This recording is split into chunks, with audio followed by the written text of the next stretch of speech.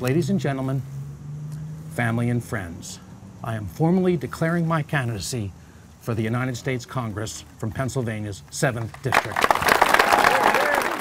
Standing in front of his Drexel Hill home, Pat Meehan answered the call to public service again, a call he's answered so many times before.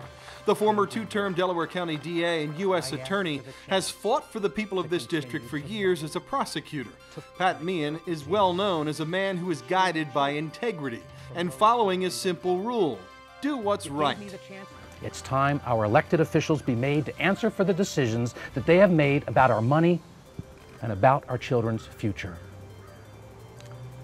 So we are off for a destination where our core values and principles as families, as neighbors, and as a country are waiting to be rediscovered and restored. And I'm humbly asking all of you to join me on a journey that begins here and leads to our nation's capital, because that is where our future will be determined, with or without us. And I am promising you today that if you stand beside me, it will be with us. Pat knows the 7th District. After the announcement on his front lawn, Pat visited Tube Methods, a thriving business in Bridgeport, Montgomery County, and the Bellingham Retirement Community in Westchester.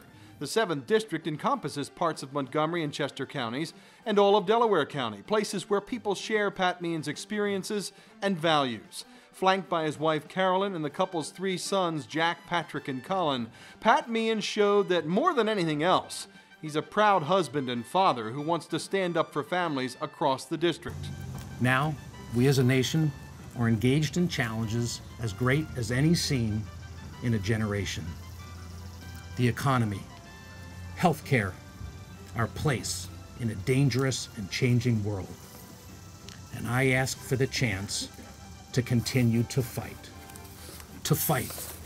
for our safety, for our security, for our freedom, and for our future. Pat's vision for the future was formed in his past, which included plenty of hard work, like the old stone house his family calls home now, and the people of the 7th District. Pat Meehan has a very strong foundation. More than 30 years ago, I had to earn the money to pay my way into college. And I worked in a rubber factory in Kensington, unloading trucks and hauling rubber pellets into the huge ovens where the rubber would be coated onto fabric. I made great friends there. I got my union book. I knew what it was to work hard, and I knew I needed to work twice as hard to earn the respect of my fellow workers. I used to work with a Teamster by the name of Sarge, and he had a saying: if someone would come up and they'd show us a courtesy, he would say, "That guy's a working man," or "he's been a working man." Well, I've never forgotten that. And I've never forgotten that it takes hard work to earn the courtesy and to earn the trust of others, particularly another working man. And I pledge that I will always work hard to earn your respect. Pat made the reporters wait on announcement day as he first shook the hands of everyone who came to support him. In Bridgeport, it was the working men and women. Thank you for having me today, and I look forward to speaking with you. Thank you. Thanks so much. In Westchester, it was the residents of the Bellingham Retirement Community, seniors who worry about their health care and their country. Pat talked about his wife, Carolyn, who's a nurse, dealing with the health care system every day. The government should help people improve their lives, not run them. And the answer is not to take the very personal health care decisions of treatment and care out of the hands of patients and doctors and to place them on the desk of government bureaucrats in Washington, D.C. Fiscal responsibility, personal accountability, integrity, and a new voice of reason with new ideas in Congress. Pat Meehan's journey begins on the front lawn of his home, with his 3 boys, wife, and family beside him, and the lessons of history within him.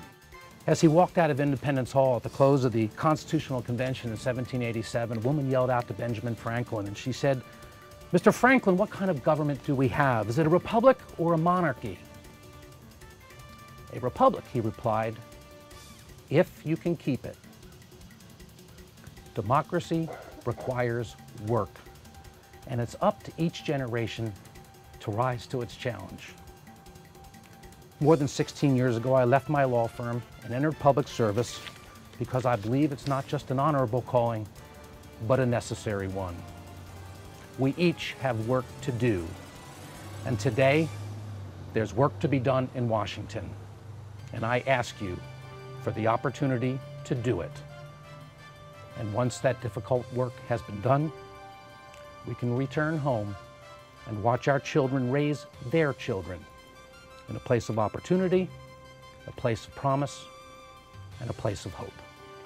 Thank you, and God bless America. Thank you.